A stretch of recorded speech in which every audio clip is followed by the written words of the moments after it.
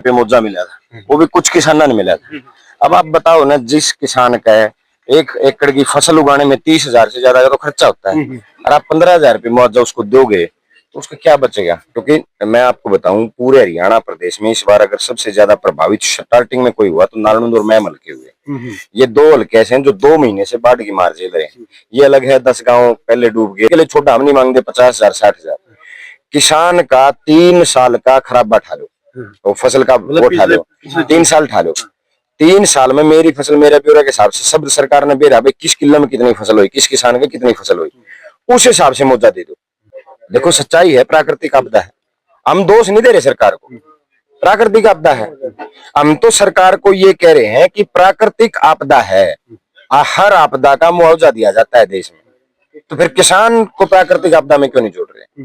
किसान के ऊपर भी तो आपदा आ रही है, प्राकृतिक आपदा है, जोड़ दो किसान का, दे दो मुआवजा। सीमा के लोगों को एक दर्द बढ़ा कि ये फसलें ना ट्रैक्टर चला के बच्चे करवाना, किसानों की जो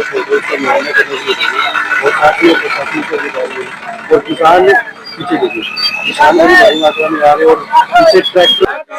भाई सभी साथियों को नमस्कार। एक बार पीछे की मैं लोकेशन आपको दिखा दूं, दर्द इतना होगा कि दिल को दहला दे। विधायक साहब यहाँ पे आए हैं जसीपेटवाड़ी सिंगुआ रागो के अंदर, इनसे बात करने की हम यहाँ पे कोशिश करेंगे। विधायक जी नमस्कार। एक बात देखिए कि लगातार देखो कि पिछले काफी सालों से फसलें यहाँ पे बर्बाद हो रही है। आप अब तो आप मौके के विधायक 2018 भी आ रहा है, विधायक भी आप यहाँ पे आते थे, 2018 में भी 25 में भी। ये लगभग 1000 एकड़ से ज्यादा का इलाका और ये लगातार प्रभावित होता है।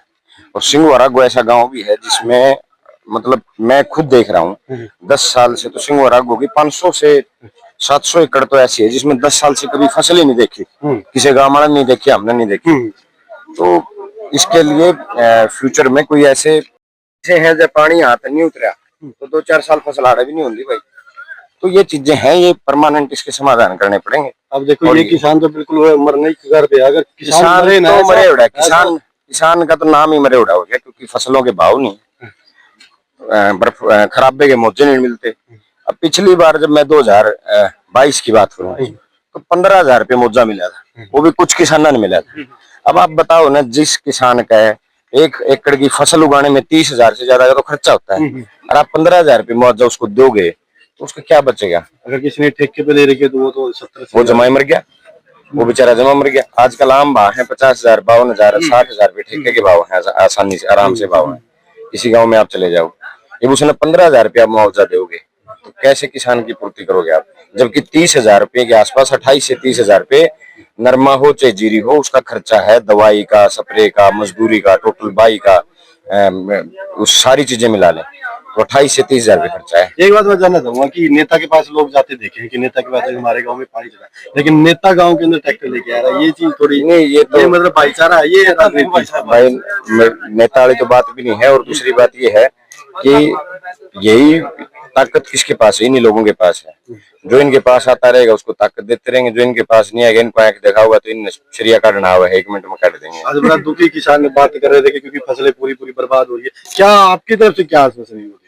देखो अभी तो फिलहाल तो यही है कि भाई हमारी सरकार से, मैंने विधानसभा में भी जल भराव के ऊपर ही मेरा क्वेश्चन था पूरा, उस पर चर्चा भी हुई और सरकार ने खुद मुख्यमंत्री ने खड़े होकर आश्वासन दिया था कि भाई आपके हर गांव में जितने गांव डूबे हुए हैं, क्योंकि मैं आपको बताऊं पूरे हरियाणा प्रदेश में इस बार अगर सबसे ज्यादा प्रभावित स्टार्टिंग में कोई हुआ तो नारायण और मैम हल्के हुए। ये 2 हल्के ऐसे हैं जो 2 महीने से बाढ़ की मार झेल रहे हैं। ये अलग है 10 गांव पहले डूब गए, 10 बाद में डूब गए। अब ऐसा हो गया पूरे उत्तर भारत में बाढ़ की प्रकोप है, तुम्हारे सारे गांव डूबे हुए हैं, एक गांव भी ऐसा नहीं है जिसमें पानी ना भरा।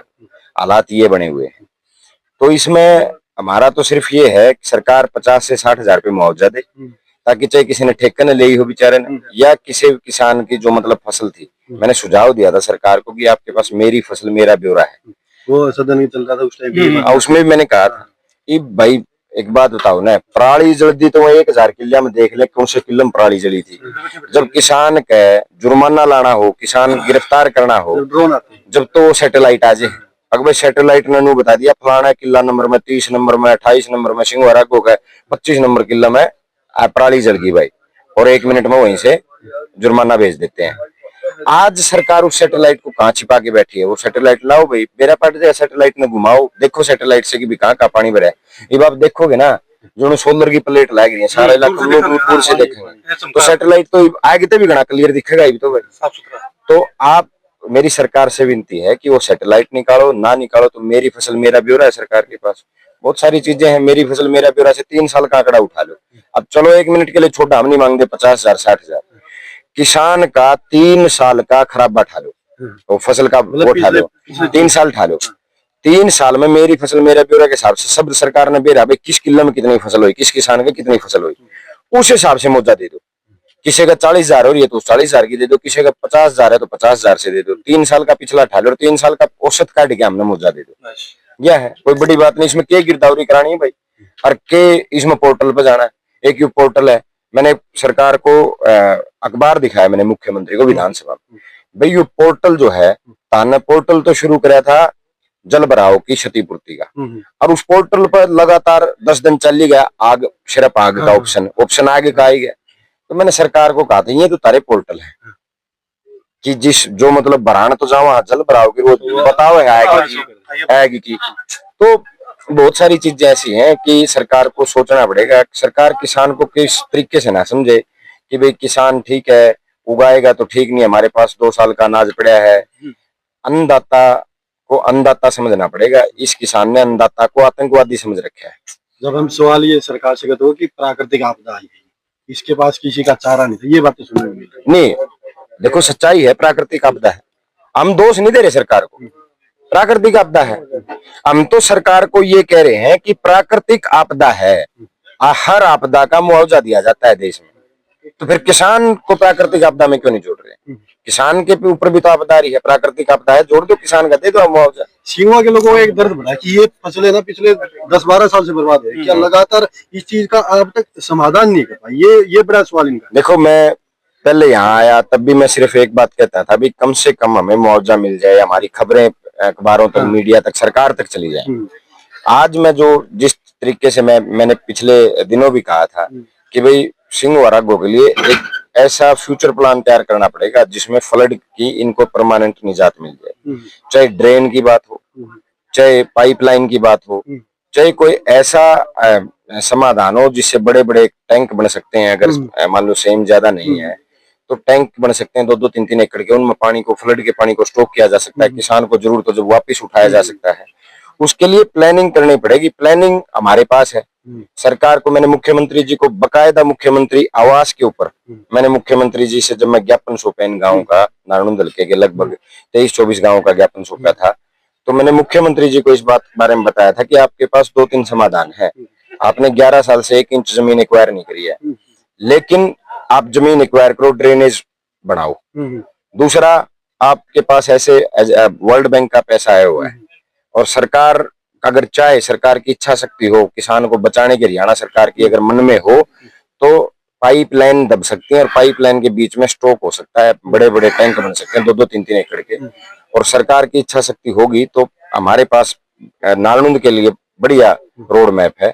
सरकार पैसा लगाए, रोड मैप मैं देने का काम करूंगा, और जिससे इस हल्के को परमानेंट फ्लड से निजात मिलेगी। एक सवाल और करूंगा, आप हल्के से बाहर भी लोगों से मिलने जा रहे हो जहाँ पे बाढ़ आई, इसके पीछे आपका भाईचारा है, प्रेम है, या राजनीति? इंसानियत लाओ आप। पंजाब में सारा हरियाणा जा रहा है, पंजाब वाले ने मदद कर रहे हैं, विधायक नहीं जा रहे वहां पे, फिर लोग जा रहे हैं। नहीं, देखो इंसानियत में फिर सारे आगे, विधायक आगे। अब एक छोटी सी बात हो रहा है, बड़ी मजबूरी है हमारी, हमारे भी खेता में पानी चढ़ रहा है, हरियाणा भी डूब रहा है, बात तो सच्चाई है, डूब तो हरियाणा भी रहा है। जितने आगे चलेंगे ना तो हमारी सारी आबादी डूब रही है। आप डाटा, गुराना, सिंघवा भी आधा गांव डूब रहे हैं, आगे चले जाओ लितानी, आसनगढ़, बोबुआ, पूरा ढेड बदौड़, सब सरसोद, बिछड़ी सब डूबा पड़ा है भाई। मान लो मेरे बरगौड़ पंजाब चले गए तो 4 न्यू के नहीं पा जाएंगे, हरियाणा डूब रहा, आंधा गुनोड़े बिक जाए, बहुत सारी चीजें हैं। लेकिन लोग जो कर रहे हैं उसमें हम भी शामिल हैं भाई, हमारी भी दुआएं शामिल हैं।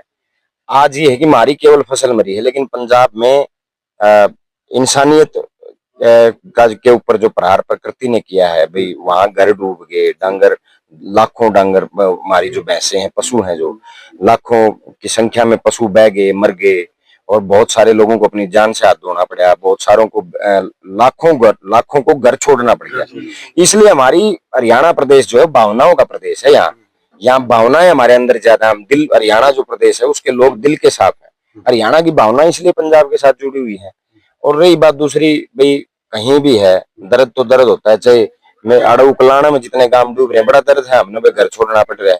चलो फसल तो मार है भाई, परमात्मा ने देनी है, कौन नहीं दी परमात्मा ने इस बार फसल, हम तो सरकार और कमाल की बात देखो, इस किसान से बड़ा दिलेर कोई नहीं मिलेगा, कोई न्यू नहीं कंधा इबका खराब होगी, न्यू गरीब वाली तो खराब होगी, ठीक होगी अगली तो बचा ले, ये किसान है। और यही है हमारी तो सरकार से प्रार्थना है, कोई आरोप नहीं लगाना, मैं तो लगाना नहीं भाई सरकार पे, इसलिए नहीं लाना क्योंकि ये प्राकृतिक आपदा है, लेकिन आरोप जब लगाएंगे जब सरकार मुआवजा नहीं देगी। हाँ, मतलब किसान मरे ना, ऐसा किसान ना मरे, ठीक है, परमात्मा ने बारिश इतनी ज्यादा कर दी, हालात ऐसे हो गए, अब तो मेरी सरकार से और लोगों से एक अपील है, लोगों से तो ये अपील है भाईचारा बनाए रखो, ये प्राकृतिक आपदा है, किसी का पानी के थोड़े जागर, किसी का के थोड़े जागर, किसी का जानदा कौन भाई, अपना भाईचारा मजबूत करो। सरकार से अपील है भाई, आप लोग किसान को मुआवजा देने का काम करो, जिसके घर टूट गए उनके आसियाने बनवाने का काम करो, जो बेघर हो गए उनको वापिस बसाने का काम करो, यही हमारी सरकार से अपील है। आरोप प्रत्यारोप तो यह प्राकृतिक आपदा जब चली जाएगी जब लावांगे। देखो बड़े अच्छे अच्छे जवाब है जस्सी पेटवार जी ने दिए, जो हमेशा एक बात जरूर देखने को मिलती, लोगों के बीच में एक विचार चलता है कि नेता कम और आम आदमी ज्यादा लगते, वो चीजें देखने को मिलती है। में बैठ के जाएंगे, अंदर पानी है वहां पे जाके इन्होंने मोबाइल लगा सिंगवा गांव के अंदर मौजूद है। और जितने मेरे साथ वीडियो देख रहे हैं आप साथ साथ इस वीडियो को शेयर जरूर करें। आपको ये विचार आपको कैसे लगे कमेंट में अपनी राय जरूर दें। क्या एक नेता का ऐसे घूमना भावनाओं के साथ बड़ा अच्छा लगता है? आप अपनी राय कमेंट में देना, वीडियो शेयर करना। मिलते हैं मेरे साथ, तब तक नमस्कार।